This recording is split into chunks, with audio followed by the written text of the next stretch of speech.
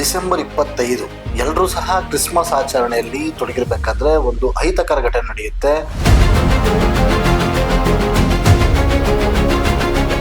ಹಿರಿಯೂರಿನ ಬಳಿ Seabird bus, ಖಾಸಗಿ ಬಸ್ಸಿನ ಒಂದು ದುರಂತ. ಈ ದುರಂತ ಆ ಮಟ್ಟಕ್ಕೆ ಆಗೋದಕ್ಕೆ ಕಾರಣ ಯಾರು ಅನ್ನೋದು ಎಲ್ಲರಿಗೂ ಗೊಂದಲಕ್ಕೆ ಉಂಟಾಗಿರುವಂತಹ ಪ್ರಶ್ನೆ. ಇದು ಏನಕ್ಕೆ ಅಂತಂದರೆ, ಆ ಬಸ್ಸಿನಲ್ಲಿದ್ದಂತಹ ಸಜೀವ ದಹನ ಆದಂತಹ ವ್ಯಕ್ತಿಗಳು ಸರಿಸುಮಾರು 10 ರಿಂದ 11 ಜನ ಸಜೀವ ದಹನ ಆದರು. ಇದಕ್ಕೆ ಮುಖ್ಯ ಕಾರಣ ಯಾರು? RTO ಅಧಿಕಾರಿಗಳ, ರಾಷ್ಟ್ರೀಯ ಹೆದ್ದಾರಿಯ ಪ್ರಾಧಿಕಾರದವರ, ಅಥವಾ ಸೀಬರ್ಡ್ ಬಸ್ಸಿನ, ಪ್ರೈವೇಟ್ ಬಸ್ಸಿನ ಅಲ್ಲಿದ್ದ ಚಾಲಕನ ಅಥವಾ ಅಪೋಸಿಟ್ ಬಂದಂಥ ಟ್ರಕ್ ಡ್ರೈವರ? ಇಷ್ಟೆಲ್ಲ ಗೊಂದಲಗಳು ನಡಿಬೇಕಾದ್ರೆ ಒಂದು ಸತ್ಯ ಸಂಗತಿ ಹೊರಬೀಳುತ್ತೆ.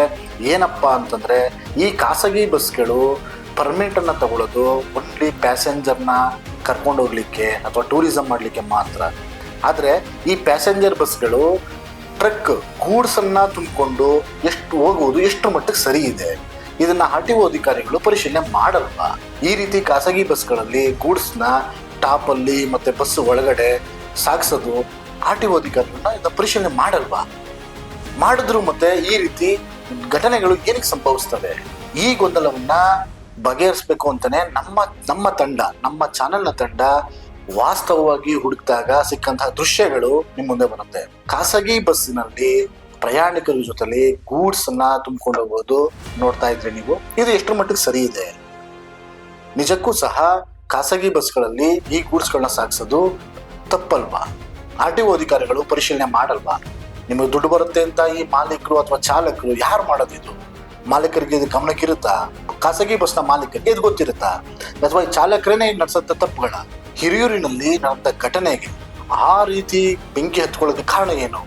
ಏನಕ್ಕೆ ಅಂತಂದರೆ, ಆ ಸೀಬರ್ಡ್ ಬಸ್ಸಲ್ಲಿ ಇದ್ದಂತಹ ಗೂಡ್ಸ್ ಟಾಪ್ ಫ್ಲೋರಲ್ಲಿ ಇದ್ದಂತಹ ಕೆಮಿಕಲ್ ಬಾಕ್ಸ್ಗಳು, ಪೇಂಟ್ಗಳು, ಶಾಲಾ ಬುಕ್ಸ್ಗಳು ಮತ್ತು ಹಲವಾರು ರೀತಿಯ ಗೂಡ್ಸ್ಗಳು.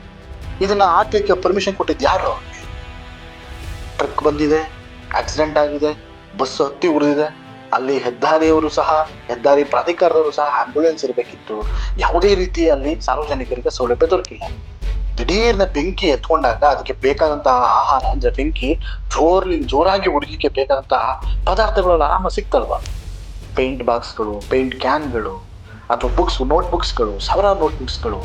ನಿಜಕ್ಕೂ ಸಹ ಈ ಖಾಸಗಿ ಬಸ್ನವರು ದುಡ್ಡಿಗೋಸ್ಕರ ಮಾಡೋಂಥ ಕೆಲಸಕ್ಕೆ 11 ಜನರ ಸಜೀವ ದಹನ ಆಗಿತ್ತು. ತಪ್ಪಲ್ವಾ?